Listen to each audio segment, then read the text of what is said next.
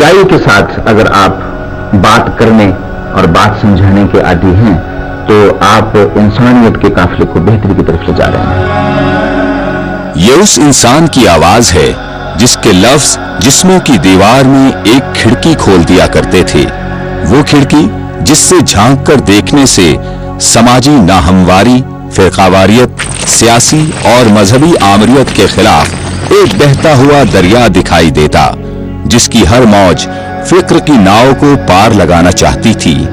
یہ وارث میر کی آواز تھی۔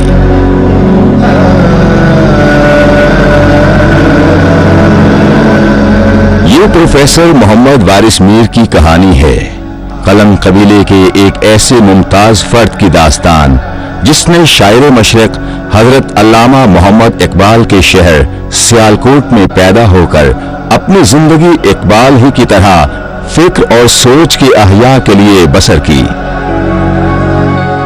وہ کافی اور راستہ جو زندگی کو کھولنے اور آگے بڑھنے سے روکتا ہے، وہ ماضی میں کام کر رہے ہیں یا آج کام کر رہے ہیں، اس سے زندگی بہت بے حرکت اور غیر متغیر وجود بناتا ہے اور انسان کو تسکین فطرت پر آمادہ نہیں کرتا۔ اس کے بارے میں کہا جا سکتا ہے کہ ایسا قانون شریعت یعنی اسلامی قانون نہیں کرتا۔ یہ آمریت، انتہا پسندی اور جامد عقیدہ پرستی کے بتوں کے سامنے سر نہ ٹیکنے والے ایک مجاہد کی کہانی ہے۔ پروفیسر محمد وارث میر 22 نومبر 1938 کو سیالکوٹ میں میر عبدالعزیز کے گھر پیدا ہوئے۔ اردو و فارسی کے ایک نامور شاعر کا بیٹا ہونے کے ناطے علم و ادب سے لگاؤ انہیں وراثت میں ملا تھا۔ نوجوانی سے ہی لکھتے آئے تھے اور مرے کالج سیالکوٹ کے میگزین کے ایڈیٹر بھی رہے۔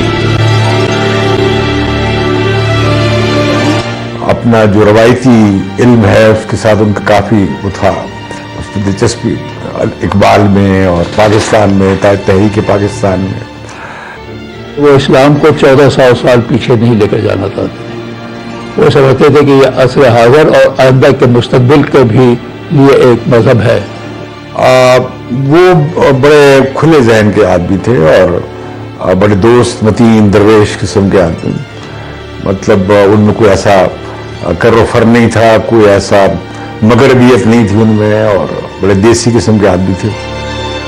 1962 میں آپ نے پنجاب یونیورسٹی لاہور سے صحافت میں ایم اے کیا اور عملی صحافت سے وابستہ ہو گئے۔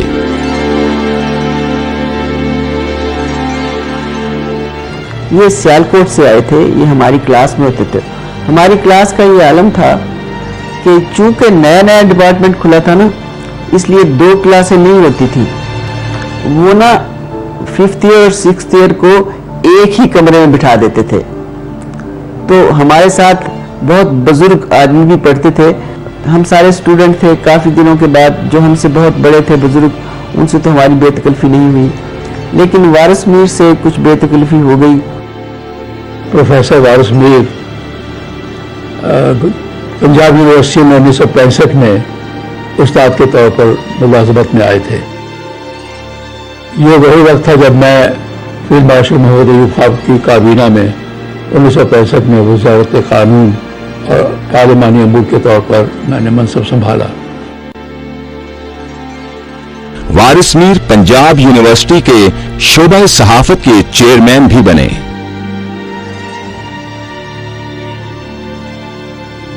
میں ان کا شاگرد نہیں رہا، لیکن میں خود استاد رہا ہوں، اور مجھے علم ہے کہ ایک استاد کے لیے یہ کتنا مشکل کام ہے کہ وہ اپنے شاگردوں میں یہ جذبہ پیدا کرے کہ وہ حصول تعلیم، نئے آئیڈیاز کے لیے شوق یہ پیدا کرے۔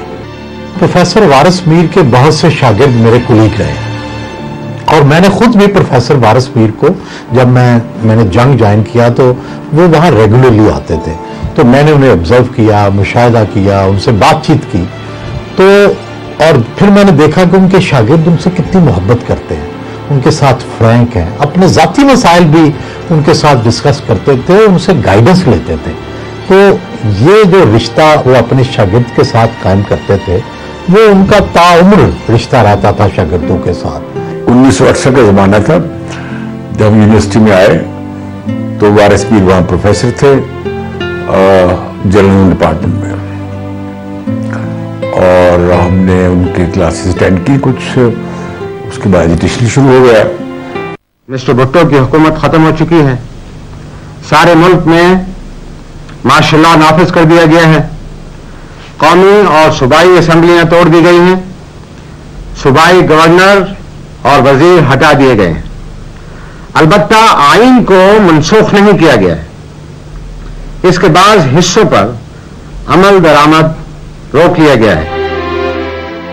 1977 میں جب ذوالفقار علی بھٹو کی حکومت کا تختہ الٹا کر جنرل ضیاء الحق نے مارشل لا نافذ کیا تو انہوں نے اس کی مخالفت کرتے ہوئے جمہوریت کی بحالی کے لیے بھرپور طریقے سے اپنا کردار ادا کیا.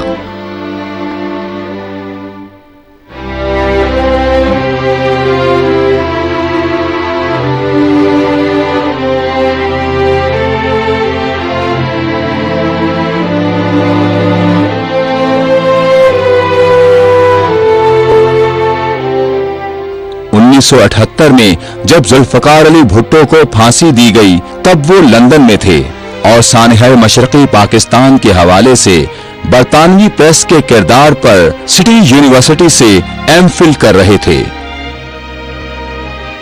انہوں نے اس پر کہا، جنرل ضیاء الحق نے پاکستان کی تاریخ خون سے رنگ ڈالی ہے.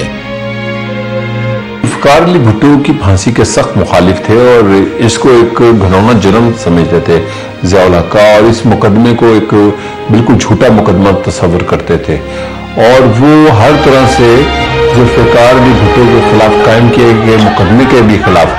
لندن میں قیام کے دوران ان کا کالم مکتوب لندن کے نام سے باقاعدگی سے روزنامہ نوائے وقت میں شائع ہوتا رہا.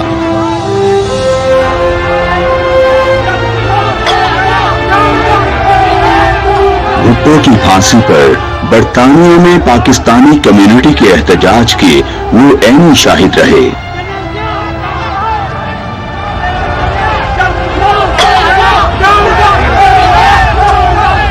کی پامالی عام تھی اور اظہار رائے پر مکمل پابندی تھی. یہ وہ دور تھا جب بنے بنائے عقیدے باطل ہو رہے تھے، نعرے اور فارمولے ناپید ہو رہے تھے. ملک میں مارشل لا نافذ تھا، ریاستی جبر اپنے عروج پر تھا، سیاسی سرگرمیاں غیر سیاسی انداز اختیار کر رہی تھی، اخبارات اور رسائل کو سینسرشپ کے ذریعے بے بس کر دیا گیا تھا.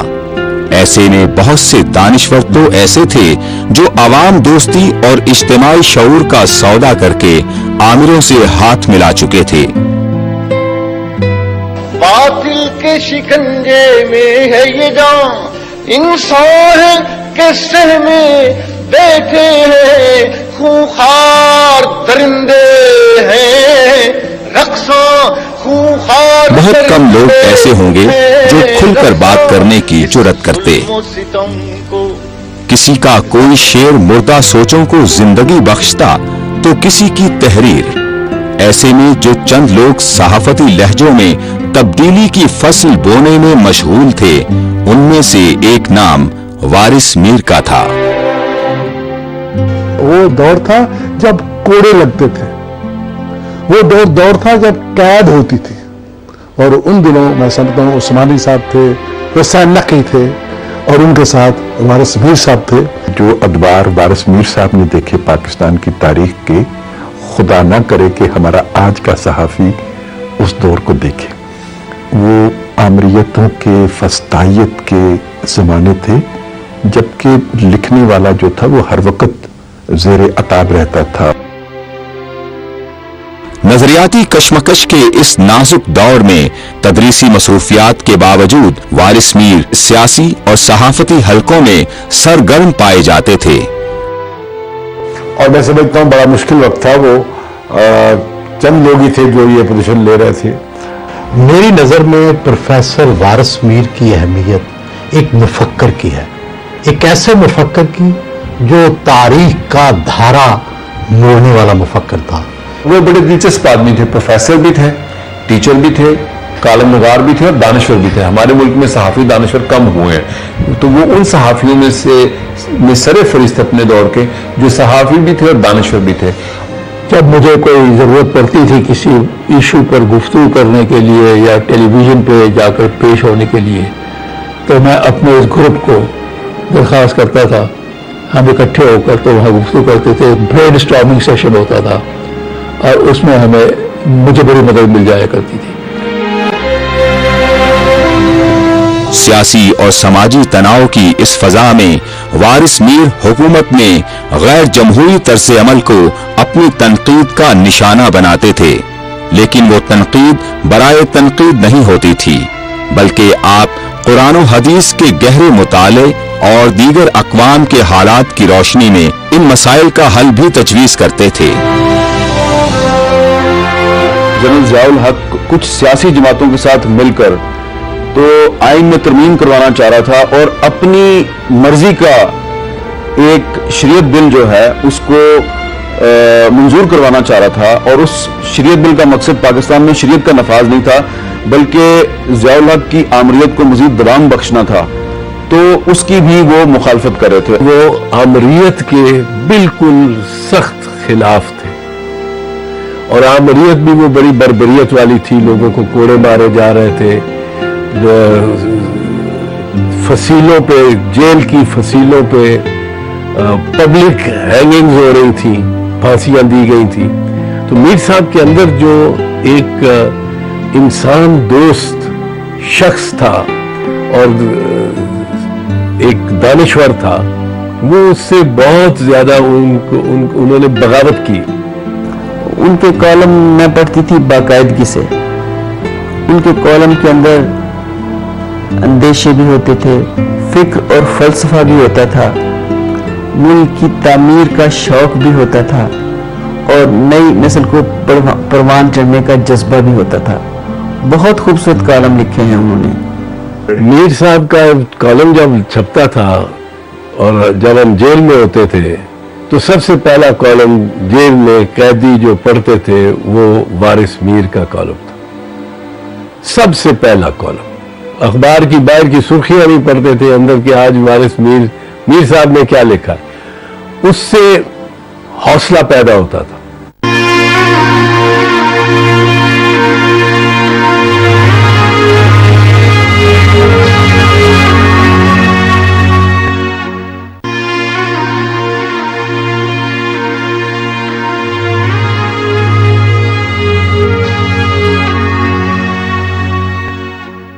With very kind and benign martial law that is there, you'll find that in all the previous martial laws, things were strict.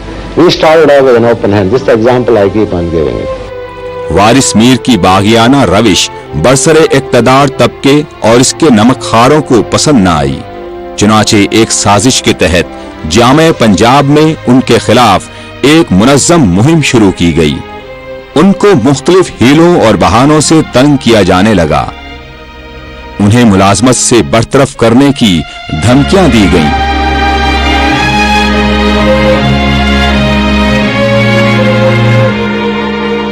We started out with an open arm, with an open hand of love and affection for the people of Pakistan. But then I find that at times the squeeze has to be applied. So now I'm trying to close the hand gradually, to apply the squeeze where it is necessary. دایاں بازو جو تھا وہ تو بالکل ضیاء الحق کی band vegan پہ اور جماعت اسلامی ضیاء الحق کی کابینہ میں چلی گئی تھی. پروفیسر غفور صاحب ان کے وزیر تھے، 3 وزراء تھے ان کے ضیاء الحق کی کابینہ میں، اور وہ بالکل ان سے منسلک ہو گئے. پروفیسر وارث میر نے جب یہ راستہ چن لیا کہ میں نے مزاحمت کرنی ہے، میں نے اس وقت کی جو آمریت تھی، اس وقت کا جو جبر تھا، اس وقت جو ایک ایسی فکر پھیلائی جا رہی تھی جس کے ثمرات آج کے طالبان ہیں یا آج کے انتہا پسند ہیں، تو انہوں نے کانشیس فیصلہ کیا ہوگا، شعوری فیصلہ کیا ہوگا کہ میں نے اس کے خلاف لڑنا ہے. اور ایک آزاد منش आज़ाद सोच के हामिल थे, जिससे उनके सबसे पहले एक उनका तसादम, उनका टकराव दाएं बाजू से हुआ। जिस ज़माने में लेक्चर थे उस ज़माने से मेरे उनके ताल्लुकात थे और अक्सर हमारी उनसे मुलाकात होती रहती थी। फिर वो वक्त भी हमने देखा कि उनके जमीयत से उनके अख्तिलाफ़ात बढ़ गए और जमीयत उनकी दुश्मन हो गई, और हकीकत ये है कि जमीयत ने उनकी ज़िंदगी तंग कर दी, उनके बच्चों की ज़िंदगी तंग कर दी, और उन पर जो मज़ालिम ढाए, यानी उस पर सिवाय अफसोस के और क्या कहा जा सकता है। लेकिन ये हमारी बड़ी मुश्किल है, हमारी मजहबी तंजीमों की, और ये मैं तो ये कहूँगा कि मजहबी नहीं बल्कि ये दहशतगर्द तंजीमों, इनसे जब आदमी इख्तिलाफ़ करता है तो वो इनको ज़िंदा रहने का हक़ नहीं देते। यही कुछ उनके साथ वारिस मीर साहब के साथ किया। वो जहाँ पढ़ाते थे, जिस यूनिवर्सिटी में पढ़ाते थे, सरकारी यूनिवर्सिटी में, उन्हें वहाँ बहुत से मसाइल का सामना भी करना पड़ा। वहाँ बाज़ तलबा तंजीमें जो थीं जिनके सरपरस्तों का ताल्लुक जनरल ज़ियाउल हक के साथ था, उन्होंने उनको तंग करना भी बहुत किया और उन्हें टॉर्चर भी किया, जिसकी वजह से वो खासे डिप्रेशन में भी चले गए। लेकिन वो इतने बहादुर आदमी थे कि तमाम इन मसाइल के बावजूद वो अपनी फ़िक्र से दाएं या बाएं नहीं हटे, वो मुसलसल अपने तयशुदा रास्ते पर गामजन रहे। दिसंबर 1984 में जनरल ज़ियाउल हक ने जब रेफरेंडम का ऐलान किया तो वारिस मीर ही वो पहले लिखारी थे जिन्होंने अलल ऐलान इस मुज़हका खेज इक़दाम के खिलाफ कलम उठाया। वारिस मीर ने रेफरेंडम को गैर इस्लामी और गैर कानूनी करार दिया। आमरीत के हवारी इस बगावत पर भड़क उठे। इस सिलसिले में हबीब जालिब ने वारिस मीर के हवाले से अपने एक मजमून में लिखा, 1984 में जब जनरल ज़ियाउल हक ने रेफरेंडम का ऐलान किया, उन्हीं दिनों गवर्नर हाउस लाहौर में जनरल ज़ियाउल हक ने प्रोफेसर वारिस मीर को मुलाकात के लिए बुलाया। ज़ियाउल हक ने वारिस मीर को अपनी चिकनी चुपड़ी बातों के जरिए राम करने की कोशिश की, लेकिन वारिस मीर राजी न हो सके। इस पर ज़ियाउल हक ने बड़े सख्त लहजे में कहा, मैं ये बर्दाश्त नहीं कर सकता कि सरकार से तनख्वाह लेने वाले सरकार पर तनकीद करें। वारिस मीर गवर्नर हाउस से वापस आ गए, लेकिन उनका कलम नहीं रुका। वारिस मीर का कलम बिकने वाला था ही नहीं। अलबत्ता जिस अखबार में वो लिखा करते थे, उसने भी तजारती मुफादात की खातिर उन पर सेंसरशिप आयद कर दी। यहां तक के बाज मजमून मुकम्मल तौर पर ही ड्रॉप कर दिए जाते। वो इस बात से शकी रहते थे कि नवायत में उनकी तहरीरें जो हैं काफ़ी सेंसर हो जाती थी और एडिट हो जाती थी। इस बिना पे उन्होंने फिर नवायबों को खैराबाद कह के जंग में कॉलम लिखने शुरू कर दिए। उन्होंने एक शर्त रखी कि मैं जो लिखूंगा वो बगैर किसी कदगन के, बगैर किसी कांट छांट के शाया होगा। पहले वो लिखते थे, नवाई वक्त में लिखते थे, फिर वो जंग में गए। और हैरत की बात यह है कि उन्होंने, जब वो नवाई के एक बहुत अच्छे लिखारी थे, उस वक्त भी उनकी तहरीरें बहुत ज़्यादा पढ़ी जाती थी। और बाद में जब वो शिफ्ट हुए जंग की तरफ, तो हमने देखा कि कारीन का एक बहुत बड़ा जो हिस्सा था उन्होंने बिल्कुल कैप्चर कर लिया। देखिए, मेरे वालिद साहब जो हैं वो घर से बाहर बड़ी एक दबंग और गरजदार शख्सियत के मालिक थे। जब तकरीर करते थे तो बहुत बड़े बड़े लोग जो उनके छक्के छोड़ जाते थे, लेकिन घर के अंदर वो बड़े हम्बल से आदमी थे। लेकिन वालदा मोहतरमा जो है हमारी, अल्लाह उनको जन्नत नसीब करे, वो ये नहीं था कि जिस तरह वारिस मीर बाहर पूरी दुनिया पर रोब जमा रहा है तो घर में भी अपनी बीवी पे भी रोब जमा रहा है। नहीं, घर में ऐसी बात नहीं थी। फिर शरीयत की आड़ में औरतों के हकूक गस्ब करने की कोशिश की गई। उलमा ने ज़ियाउल हक का साथ दिया। औरत ने अपने हकूक की सल्बी के खिलाफ आवाज उठाई तो हुकूमत ने लाठियां। लाहौर के माल रोड पर वारिस मीर ने औरतों पर बहीमाना तशद्दुद अपनी आंखों से देखा तो फिर वो चुप न रह सके। उनके फिक्री निजाम में ऐसी तब्दीली आई कि आपने औरत के हकूक और उसकी माशरती हैसियत के हवाले से एक नई तहरीक चला दी। दो खवातीन की गवाही एक मर्द के बराबर है, खातून की गवाही आधी है। उस पर बड़ी कैंपेन की उन्होंने और बहुत मज़ामीन लिखे उन्होंने। 70s में एकदम से एक रिवाइवल ऑफ डेमोक्रेसी हुआ اور عورتوں کے حقوق جو تھے ان پہ بہت سارا کام ہوا. بیگم نصرت بھٹو ابھر کے آئیں اور عورتوں کو اس زمانے میں بیگم صفدر عباسی ڈپٹی اسپیکر بنی. تو ایک ولولہ تھا اور ایک بڑا فری ماحول تھا جس میں عورت اپنے آپ کو کمزور محسوس کرتی نہیں تھی. اور ایک دم سے جب پانسا پلٹا اور ایک بڑی لبرل پروگریسو سوسائٹی کو ایک دم سے ایک ریلیجوسٹی کے تحت, فیک ریلیجوسٹی کے تحت عورت کو سپریس کرنے کی کوشش کی, تو ہم بہت حیران ہوئے کہ بجائے اس کے کہ عورت ارتقاء کی طرف جائے, عورت کو سبڈیو کرنے کے لیے ہر اینگل سے مذہب کو استعمال کیا گیا. تو اس دور میں we were very surprised کہ ہمارے ساتھ کھڑے ہونے والے کوئی رہ ہی نہیں گئے تھے, کیونکہ پابندی تھی ہر چیز پہ اور ہر طرح سے اخبار میں, سوشل موبلائزیشن میں عورت کا کوئی رول کہیں بھی نظر نہیں آ رہا تھا. تو اس وقت ہم دیکھتے تھے ان لوگوں کو جو عورت کے ساتھ کھڑے ہوتے تھے. وارث میر صاحب کھڑے ہمارے ساتھ تھے, جالب ہمارے ساتھ کھڑے تھے, نثار عثمانی صاحب کھڑے تھے. تو یہ سارے جو بگ نیمز تھے اس وقت ہمیں انہوں نے حوصلہ اور تقویت دی کہ بھئی یہ ہماری آواز ہیں. پروفیسر وارث میر صاحب کو اس بات کا یقین تھا کہ جنرل ضیاء الحق جو قوانین عورت کے حوالے سے لے کر آ رہا ہے, جس میں کہ عورت کی گواہی آدی اور عورت کو 50 سال کی عمر سے پہلے الیکشن لڑنے کا حق نہ دینا, یہ تمام وہ محترمہ بینظیر بھٹو کو الیکشن پالیٹکس سے باہر رکھنے کے لیے قوانین لے کر آئے جا رہے ہیں.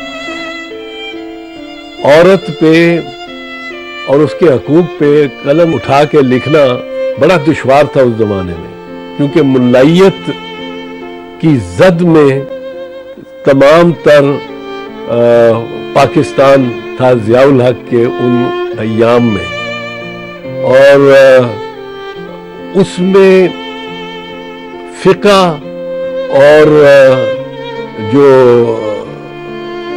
حقائق ہے ان سے روگردانی کی جا رہی تھی. ایک جنگوسٹ لنگو بن گیا ہوا تھا ہر بات پہ. اور اب اس وقت اس زمانے میں یہ کہنا کہ عورت برابر ہے اور عورت کا ساتھ دینا, اور مولویوں کو اور جو کہ عورت کو پابند اور نیچا دکھانے کے لیے اسلام میں سے اصول اخذ کرتے ہیں جو کہ اسلامی نہیں ہیں, ان کو چیلنج کرنا, ان کو للکارنا, یہ وارث میر صاحب کا بہت بڑا ایک کام تھا. ان کا کہنا یہ تھا کہ جدید تقاضوں کو اللہ تعالیٰ کے دین کے مطابق اس کی روشنی میں ہمیں حل کرنے کی کوشش کرنی چاہیے. خدا کا دین ایسا نہیں ہے کہ جو خواتین کو ان کے حقوق سے محروم کرتا ہے یا کسی خاص طبقے کو محروم کرتا ہے, بلکہ جو جدید مسائل پیدا ہوں گے خواتین کے حقوق کے حوالے سے, اسلام ان کو بھی حل کرتا ہے. ہم نے یہ دیکھا کہ ان کی جو لاجک ہوتی تھی, جس طریقے سے رائٹسٹ عورتوں کو تذلیل کرتے تھے, وہ اپنی ایک لاجک اور انہی کی زبان, مطلب لاجک وہ زبان ایسی نہیں مگر انہی کی آرگیومنٹس کو ان کے سر پہ کھڑا کرتے تھے.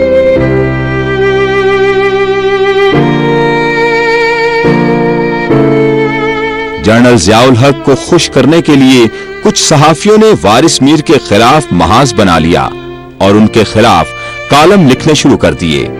یہ اس شخص کو بدنام کرنے کی کوشش تھی جو لوگوں کے دلوں میں گھر کر چکا تھا. کبھی لوگ ریڈیو کو بڑی اہمیت دیتے تھے, پھر اخبارات کی اہمیت جو ہے وہ بڑھ گئی. تو اس زمانے میں ٹی وی تھا نہیں اور سرکاری ٹی وی تھا, تو اخبارات کا اثر بہت تھا لوگوں کے ذہنوں پر. اور جیسے میں نے کہا کہ اصل بات یہ تھی کہ اس زمانے میں سب لوگ ایک ہی طرح کی بانسری بجاتے تھے, اور پروفیسر وارث میر نے آ کر وہ نکارہ بلند کیا کہ جس نے ان سب بانسریوں کو خاموش کر دیا.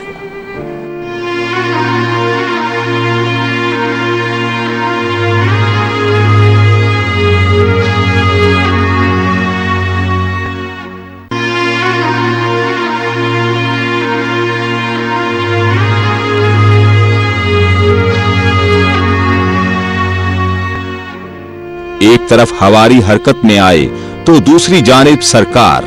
वारिस मीर को जामिया पंजाब के शोबा सहाफत की सरबराही से हटा दिया गया, पीटीवी की मजलिस मुशावरत से अलग कर दिया गया, उनकी सेंसर बोर्ड की मेंबरशिप भी खत्म कर दी गई। उनके कलम की काट कम होने की बजाय बढ़ती चली गई। हुकूमत और इसकी बनास्पति इस्लामी जमात को वारिस मीर के तेवर अपनी शिकस्त महसूस होने लगे तो वो जख्मी सांप बन गई। 1986 के अवाखिर में इस इस्लामी जमात की एक ज़ैली तंजीम ने वारिस मीर के एक साहबजादे फैसल मीर के खिलाफ कत्ल का मुकदमा सिर्फ इसलिए दर्ज करवाया कि उन्हें ज़िया आमरियत, हकूक़ निस्वा और शरीयत बिल की मुखालफत से रोका जा सके। मीर साहब इस मुकदमे की वजह से शदीद ज़हनी दबाव का शिकार हो गए। ये सिलसिला रुका नहीं, उनके दूसरे साहबजादे हामिद मीर को भी अगवा करने की कोशिश करके वारिस मीर को चुप कर जाने का पैगाम दिया गया। उनको महसूस हो रहा था कि उनकी पोजीशन की वजह से जो उन्होंने मौक़िफ़ इख्तियार किया है और जिस मौक़िफ़ का वारिस मीर साहब खुद इज़हार कर रहे हैं, उसकी सज़ा उनके बेटों को और ख़ासकर फैसल को दी जा रही है। वो बड़ा टेंशन का वक्त था और वो बराह रास्त अपने आप को जिम्मेदार समझते थे। जितनी गुफ्तगू उस दौरान हुई जब फैसल पे मुकदमा चल रहा था तो वारिस मीर साहब बहुत दबाव के तहत थे, बहुत दबाव, लेकिन उन्होंने दबाव का असर इस लिहाज से नहीं लिया कि उन्होंने अपनी रविश बदली नहीं, उन्होंने अपने कलम का रुख तब्दील नहीं किया।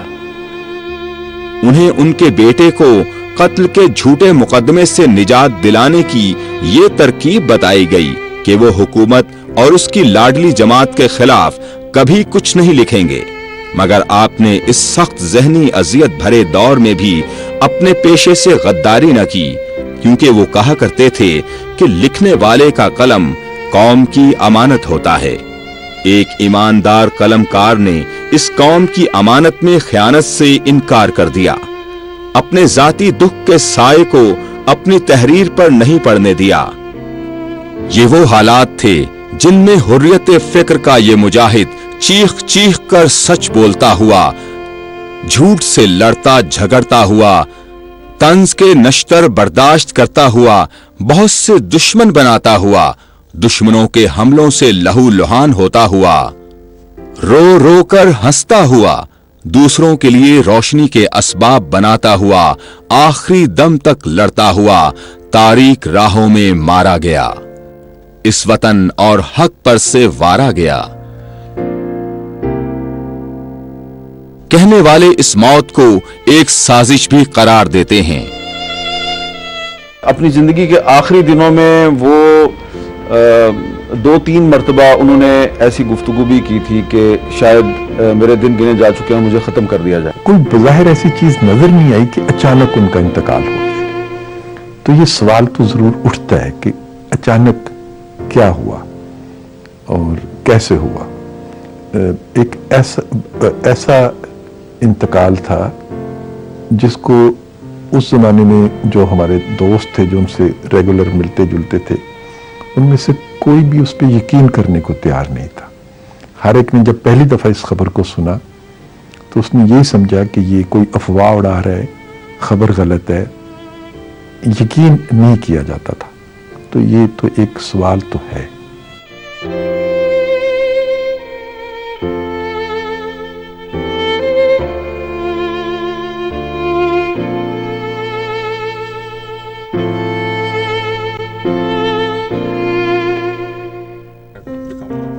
वारिस मीर की तहरीरें वारिस मीर का फिक्री असासा के नाम से आज हमारे सामने मौजूद हैं। ये किताबें हमारी उर्दू सहाफत में जुर्रत इजहार का हवाला है।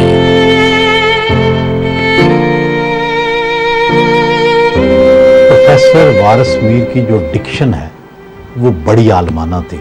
मैं अब भी उनके जब पुराने मज़ामीन पढ़ता हूँ, उनके कॉलम पढ़ता हूँ, तो मुझे ऐसी ऐसी इस्तिलाहात नज़र आती हैं जो मैंने कभी सुनी नहीं होती, लेकिन وہ جب میں غور کرتا ہوں تو پتہ چلتا ہے کہ انہوں نے کہاں سے یہ اصطلاح لی ہوگی. کئی عربی کی اصطلاحات انہوں نے یوز کی ہیں, فارسی کی ہیں, کچھ انہوں نے خود بنائی ہیں اپنے آپ کو کمیونیکیٹ کرنے کے لیے, اپنی فکر کو کمیونیکیٹ کرنے کے لیے, اور ایسے ایسے اچھوتے موضوعات کو انہوں نے چنا ہے. اتنے متنوع موضوعات ہیں کہ بندہ حیران رہ جاتا ہے, اور ہر ایک میں ریسرچ ہے, ہر ایک میں نئی باتیں ہیں, ہر ایک میں نئے دلائل ہیں. یہ چیز جو ہے اس سے ثابت ہوتا ہے وہ کتنے بڑے مفکر تھے. میرا خیال ہے کہ ایک صحافی کو وارث میر کی طرح بہادر, دیانتدار اور جیدار ہونا چاہیے.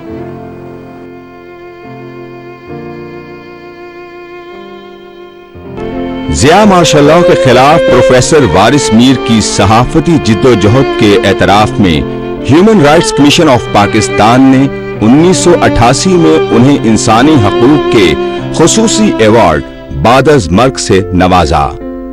2012 میں حکومت پاکستان نے پروفیسر وارث میر کو ان کی صحافتی خدمات اور جمہوریت کی بحالی کے حوالے سے جد و جہد کے اعتراف میں پاکستان کے اعلیٰ ترین سول اعزاز ہلال امتیاز بعد از مرگ سے نوازا, جو ان کے صاحبزادے عامر میر نے وصول کیا.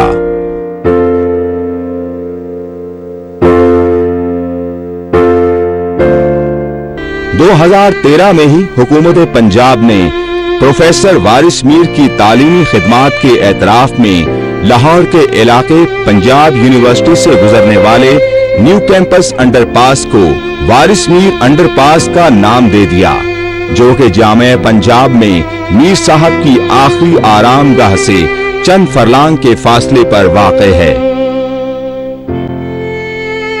اسی برس وفاقی حکومت نے پروفیسر وارث میر چیئر کے قیام کا بھی اعلان کیا. حبیب جالب نے جو جمہوریت کے لیے لڑی گئی اس جنگ میں وارث میر کے ساتھ تھے, ان الفاظ میں وارث کو خراج تحسین پیش کیا.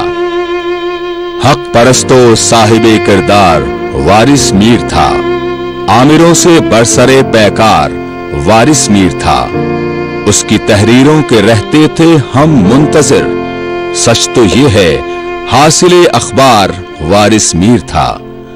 وقف تھا اس کا قلم انسانیت کے واسطے, اہل غم کا مونس و غمخوار وارث میر تھا. فکر اس کی اصل میں ملائیت کی تھی شکست, زی نگاہ واقف اسرار وارث میر تھا.